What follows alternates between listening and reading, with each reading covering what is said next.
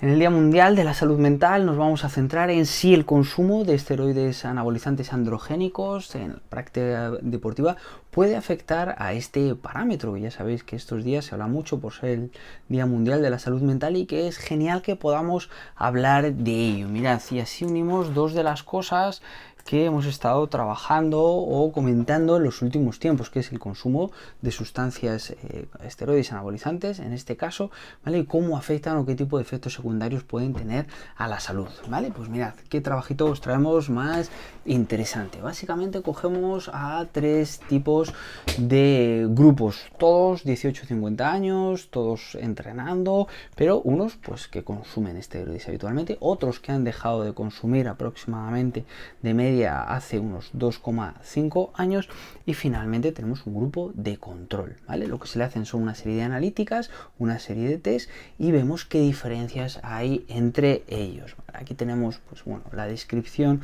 más numérica incluyendo pues los meses que han estado realizando esos ciclos, cantidades, edades, etcétera, etcétera, ¿vale? Para poder distinguir. Y una de las primeras cosas que podemos ver aquí para que veáis esta gráfica, qué curiosa es, esto que tenemos aquí es tamaño de los testículos y esto que tenemos aquí es cantidad de meses en las que se han consumido esteroides anabolizantes. Y como estáis viendo, básicamente en las personas que han consumido esteroides anabolizantes existe una relación más o menos inversa, no muy fuerte, pero sí que está claro. Al final, a mayor número de meses en las que consumes esteroides anabolizantes, pues el tamaño de tus testículos disminuye en proporción, ¿vale? Cuando nos vamos a los datos, por ejemplo, y estos, pues, como siempre os recomendamos que los analicemos con cuidado y con la lectura completa del artículo, pues para que os hagáis una idea. Fijaros, si cogemos el tamaño testicular, el grupo control, que no consume, tiene 22,3 mililitros, cuando los que se han dopado pues tienen 12,2, estamos hablando de casi la mitad del tamaño. Lo guay que tiene este trabajo es que podemos ver datos, por ejemplo, dices, bueno, ¿cuánto es una concentración habitual de testosterona en este tipo de población? Pues de media es 18,8 y estamos moviéndonos entre 16,6, 22,0 nanomoles por litro, que son valores habituales.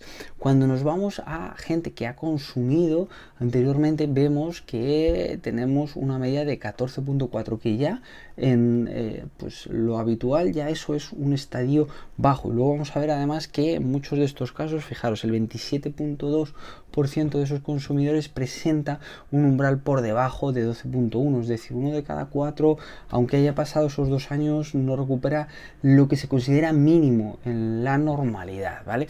Y sin embargo, cuando nos vamos a la gente que está actualmente consumiendo este tipo de esteroides, fijaros los valores, 98,3 de media, teniendo sujetos de hasta 122, cuando el que más tiene del grupo control son 22, es decir, que el que menos tiene más del doble de testosterona ya en plasma, pero fijaros, 98,3 de media es que son pues, prácticamente casi 4 veces más, ¿vale? A partir de ahí, claro, esto es lo interesante, pues fijaros, valores de testosterona libre, 480 en el grupo control, que no consume, 3780 en el grupo que se dopa, pero luego ya cuando nos vamos a otro tipo de hormonas, como puede ser la FSH, la LH, vemos claramente que en el grupo que se está dopando hay una depresión de ese sistema hormonal que luego se va a traducir en que haya que recuperarlo, lógicamente. Una vez dicho eso, cómo lo unimos con datos pues cuando menos relevantes en este tema de salud mental. Fijaros, esta es la gráfica realmente de este trabajo que os quería mostrar, que para que veáis tres pues situaciones que estamos teniendo. ¿Cuáles son? Mirad, esto es el grupo control, estos son los sujetos que se están dopando actualmente y estos son los sujetos que ya se han dopado, ¿vale? Como veis, las gráficas son muy diferentes. Bien, ¿qué tenemos en cada una de estas pues barritas? La barrita inicial son síntomas depresivos. Perdonad. La barrita secundaria son disfunciones eréctiles y la barrita terciaria son disminución en la libido. Entonces, cuando vemos el grupo control, vemos síntomas depresivos, vemos disfunción eréctil y vemos descenso en la libido. Fijaros lo que pasa con los que se han dopado.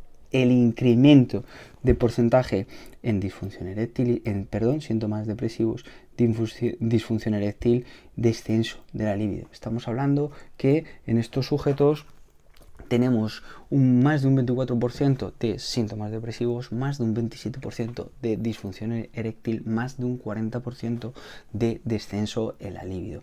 Luego, las consecuencias del consumo prolongado de este tipo de sustancias, aunque se dejen, aunque pasen 1 año, 2 años, 3 años, hay que tener cuidado con ellas porque pueden dejar secuelas a nivel fisiológico claras, pero a nivel de deseo sexual, a nivel de disfunción eréctil y a nivel de síntomas depresivos de una manera bastante clara y, en muchos casos más del triple que una persona que entrena a fuerza de manera habitual.